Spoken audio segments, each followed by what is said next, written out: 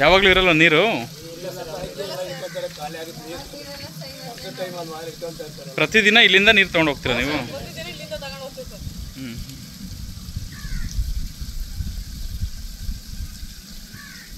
ಇಲ್ಲಿರೋ ಯಾರು ಏನು ತೊಂದರೆ ಕೊಡಲ್ವಾ ನೀರಿಗೆ ಇಟ್ಕೊಳ್ಳುವಾಗ?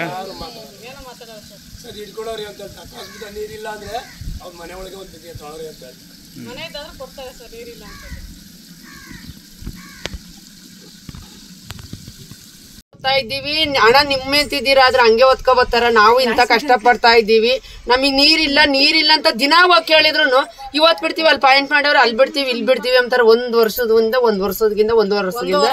ನೀರೇ ಇಲ್ಲ. ಅವ್ರ ಹೆಂಡತಿ ಮಕ್ಳಾದ್ರೆ ಪಕ್ಕದೂರ್ಗೆಲ್ಲ ಹೋಗೋದ್ಕೋತಾರೆ, ಅವ್ರ ಮನೆಗಳಿಗೆ ಬಿಟ್ಕೊಂತಾರೆ.